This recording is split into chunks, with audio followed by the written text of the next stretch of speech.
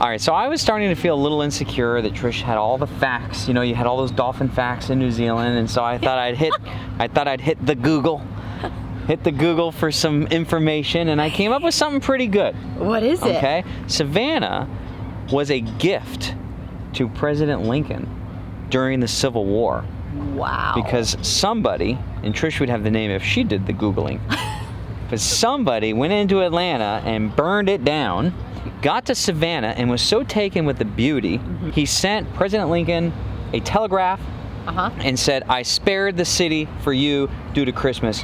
You're welcome.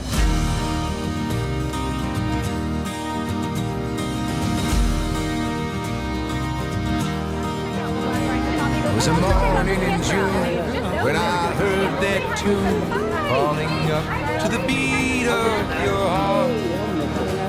Like a white rain sails from a startled trail, our eyes met and then landed so well. Less distracting background or the more distracting background? Oh man, they're both great. You like our new parking? I do. Behind the building parking? It takes a lot longer to get places. It takes me like 5 minutes to order and 20 minutes to walk back to the truck. What do you have there? Food. All right, good.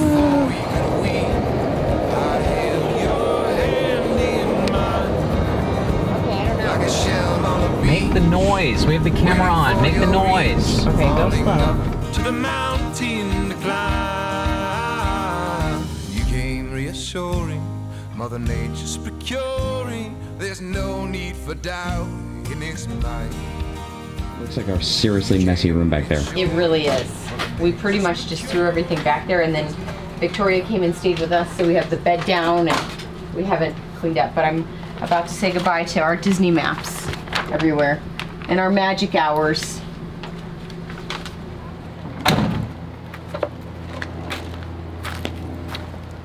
So one of the things I was surprised to learn is that mud flaps is the law with a dually, and this didn't have any, and I should have pushed the dealer to put them on because you're legally required to have mud flaps, but I didn't, and part of the reason is I didn't want just any mud flaps. These are no drilling mud flaps, which is pretty cool, so I'm gonna go throw these on, and then we'll be legal as we make our way from Orlando up to Savannah. 10 of these, 1, 2, 3, 4, 5. 1, 2, 3, 4, 5 with washers and screws. Wait, WeatherTech made mud flaps? And then these, yeah, and then these are the original screws. All right, come over here, Caleb. No. All right, so I got 1, 2, 3, 4, 5 out and the bolt up underneath, and all of this lines up perfectly with the hole, and it lines up right here really great. So now I just gotta get those clips to put in here like this. Trish, come out here and check out the mud flaps. There's something else. There's something else? Yeah. Wow, they're tight. Isn't that, yeah, I like them. They look good, don't they? Yeah. They're clean. Yeah, that's exactly it. Very cool. Was it easy? Super easy. You know, it's a drillless kit, but I just needed a couple socket wrenches. But it looks great, doesn't it? Wow. I like that they look factory. Those are nice. Now you're street legal, man. Yeah, no kidding. How about that? Okay, so what's next? Well, I gotta do the other side. Wait, we're gonna take a stroll. We're gonna take a stroll. I'm sorry to hear that. Okay, that's funny. Wait, Dad, we're gonna take a stroll. I'm cleaning the dishes. So there's new systems that I'm learning, like making sure the more ride steps are not in the way when I click certain buttons on the self-leveling situation, because I don't want to have an issue with the rig going down and busting the steps or something like that. So there's just taking it extra slow.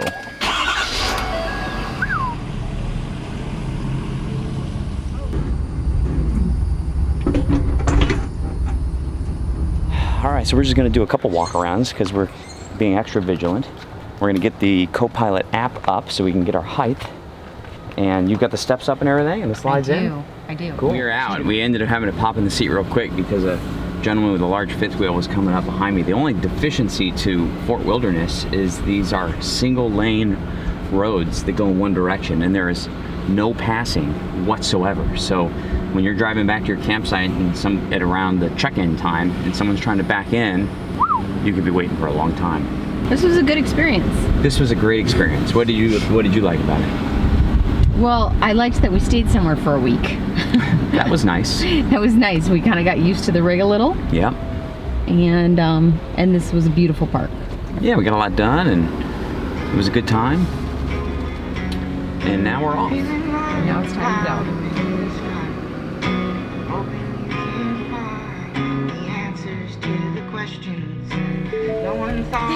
All right. Well, I didn't think there was any eating in the new truck. This is not the food you see. I'm only joking.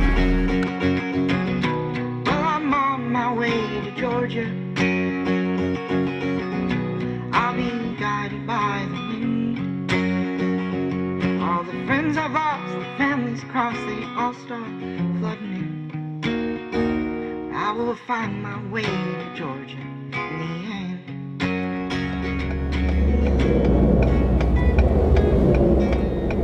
All right, so the truck is thumping. Something. It sounds Like- like we're going over a speed bump or something. It's thumping like you know the cracks on a concrete road and it goes to dump, to dump, to dump, to dump, to dump. That's what the truck is doing. But the road is smooth. We're not going over anything. I feel like we could probably get off up there You do? better. Is there anything in the bed of the truck? That's what I was wondering. I was wondering if maybe the wind was hitting the side wall. I'll bet that's a possibility.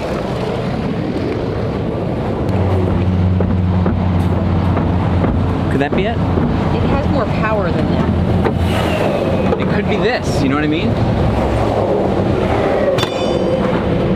All right, so I think we've determined that it's just something in the bed hitting the bed, I think. But don't you feel it from up underneath the truck? I feel like it has more power than just a lid hitting or something.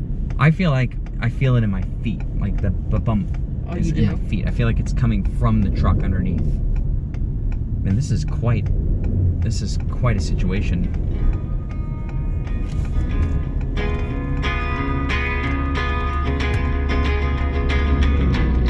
I'll find my way to Georgia. I'll be guided by Yeah, that's what it says. That's the tightest entrance to an RV park I've ever seen. Yeah, so all sites are individually owned and have different features. Please use the vacancy list below. Only those sites listed below are available. Please text or call. Okay. You can have any site here that's not occupied except where the X's are. I've never walked around looking for a site before. Never. A golf cart would be nice. Are you sure you wouldn't want to see if they have a golf cart? But they're closed. So Well, no, this doesn't mean their golf carts are unplugged or anything. yeah, that's Right? You're right. But no, that's okay. Look, we can handle it. All We've right. got legs. Man, look at these sites. They're nice and big. Wow, Yeah. super nice. How long do we have to keep walking around before we find a site? I walked 13 miles at Disney World. Just- Okay. I am ready to walk this entire thing. Darn it, these take a key. No keys. All right, let's just go get in the rig and drive It says around. 100. 100 is an option, and that's kind of like on a corner. Look at that. Isn't that wonderful? Is that the site we want?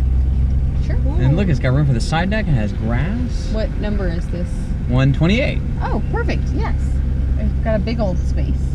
Good dad. All right, Trish, do you want to grab your phone and I'll call you? Okay. I don't know if you can tell. I've been mentioning this a lot, but I don't know if it makes the episode in editing. So I'll just say it again.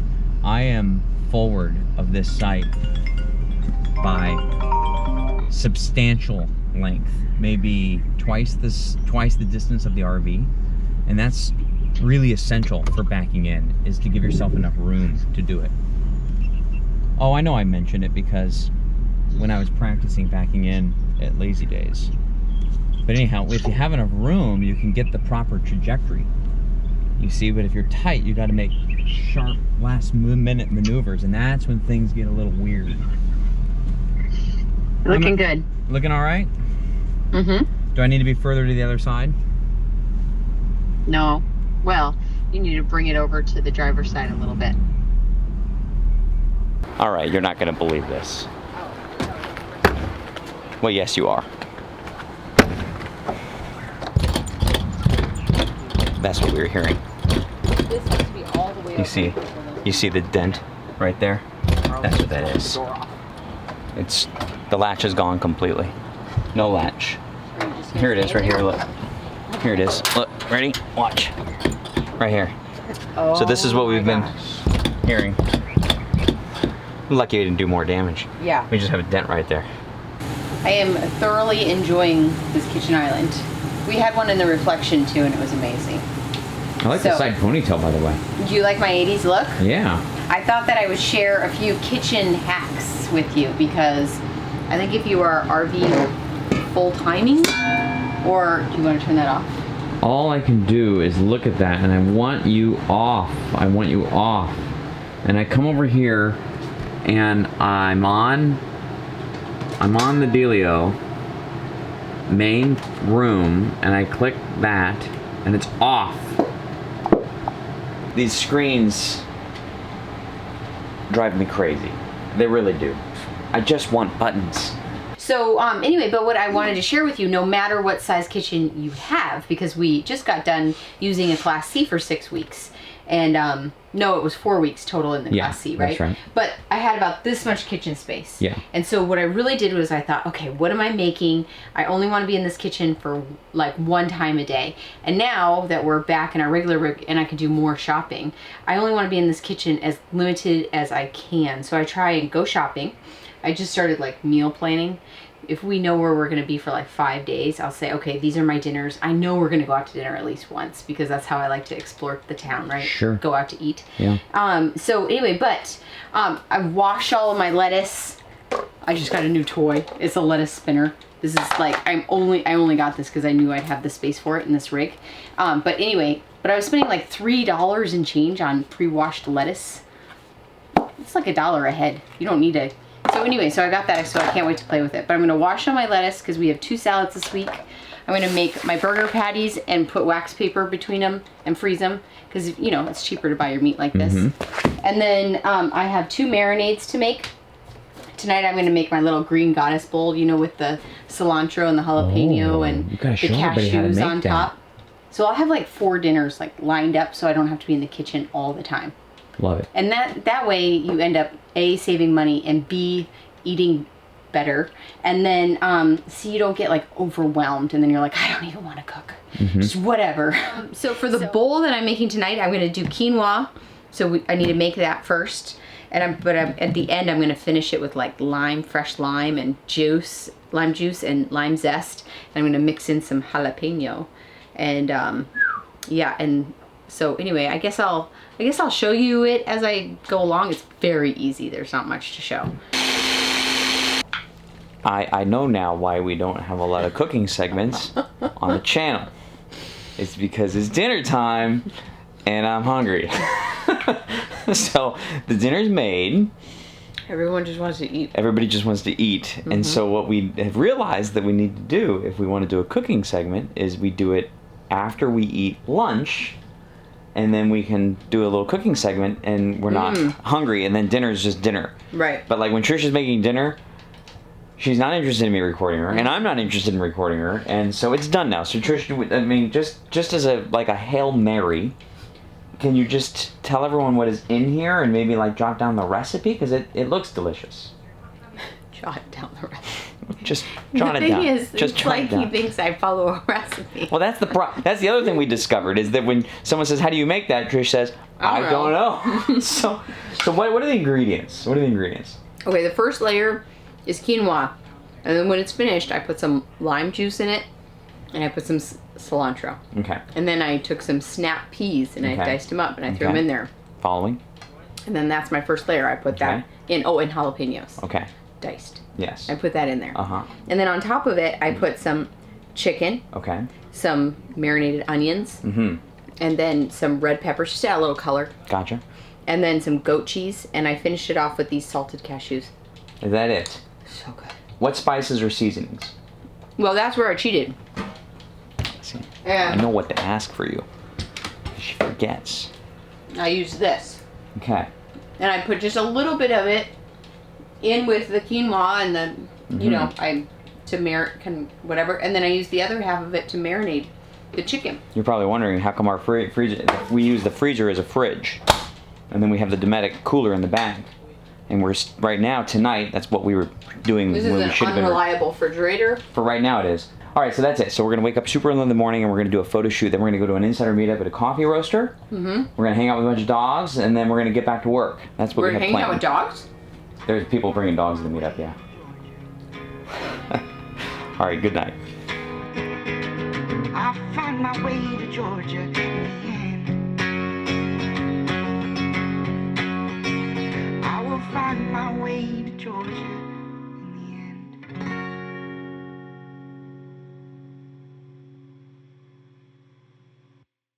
All right, good morning from Savannah.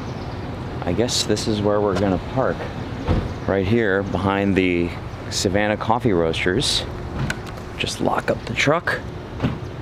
Really hope I don't get towed. We're gonna pop over into Barry's Jeep and do some photography in Savannah before we head back over to the meetup here. Thank you. How is it back there, Trish? It's great. Yeah. So what is the plan, Barry? What are we actually doing? So we're going. I scouted out Forsyth Park a couple of weeks ago, and it's a beautiful little park in downtown Savannah. 300 feet, turn right onto Whitaker And Street. It was just so full of tourists that early in the morning, or that time of the day. I wanted to come back early morning. And I thought this was a great opportunity to do that. Head and north on try to get Garner something Street without a lot of toward tourists in West it. Liberty Street. All right. Turn right onto Now- West Liberty Street. You might have seen David Downs on the channel. David and I, David flew out to Alaska at Seward and we went fishing together. Yes. Phenomenal photographer. Now, you're David's business partner in a photography business? Correct. Yeah, we have a little side business that we do photography workshops. Okay. So we like to teach people how to do better photography, how to use that craft. So yeah. So I'm hoping my plan today is to learn something that we can pass on to you. So I'm going to be David Downs tells me that the camera I'm holding, which I use for video, can also take stills. Incredible. It's amazing. So I'd like to learn at least one thing today that we can pass on. That's my plan. I want to get that classic shot of just straight in the middle, having the trees frame the fountain. We got a leaf blower guy there. See, the thing about photography, which is so great, is the leaf blower is of no concern to you, and it's great concern to me. So right now the microphone is pointing toward us, and the leaf blower is just in the distance. But if I were to turn this microphone around, it would ruin everything. That's a problem.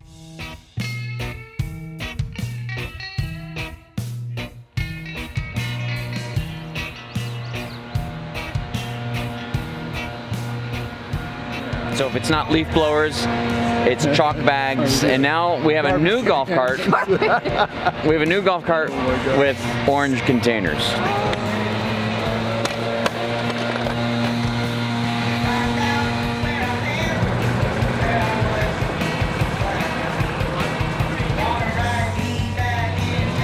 You know, in all seriousness, gosh, that guy with his blower, what is going on?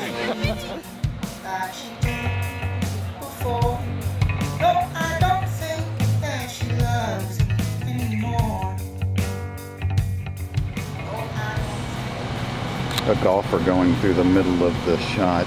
So I'm just trying to get a leading line going up into the scene. I've got this sort of over in the right third.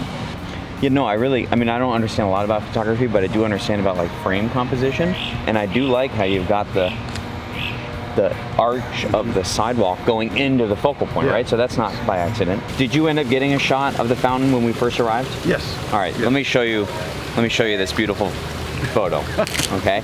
Now, based on the techniques that Barry showed me, and again, he's a professional, let me show you the picture I was able to capture with your help. So there you go. We'll work on that. All right. Well, you know, I'm not necessarily the best student here. It's a good start. It's a good start. Let's see how positive he is. She needs me like she did before. No, I don't think that she loves me anymore. No, I don't think that she they're going over a trash can. The plot thickens. The yellow trash cans are actually anchors to hold. What are the kind of balloons that those called? It's called balloonology, right? A balloonologist is a person that makes balloon shapes. No joke. Are you joking? No joke. I'm not joking. And so they have these huge sunflower balloons that they have put over the trash cans. I got to show it to you. This is amazing. And how about this lighting? We got the sun behind us, but it's not blowing out the camera. This has been a fun morning. Totally. You should definitely wake up early and come to a city park. Yeah. Oh my goodness. We're just going through Philip's book from 1979. And his dad bought a Winnebago, and they went around the States for 1 month. 1 month. Produced lifetimes of memories and this entire book. And Philip says this is just a fraction of the pictures that his mom took of his trip. Isn't that amazing what you can do in a month? And instill that type of feeling toward RVing and travel with just a 1 month trip? Kid us all the time, like, turning into moms.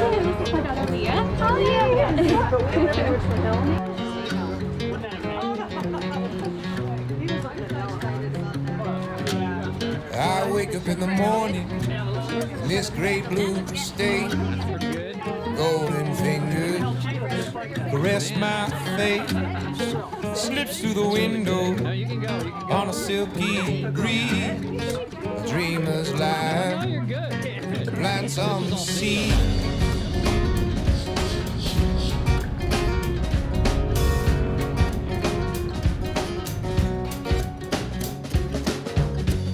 She's my believer, healing all my doubts. A lighted mirror, reflecting out every true potential. A bedrock belief, an elaborate plot to set this bird free. From every element faced, every color that's attached. She paints pictures blue and green, and I release them to the sea. For the ancient memories, just as fleeting as a breeze. She paints pictures blue and green,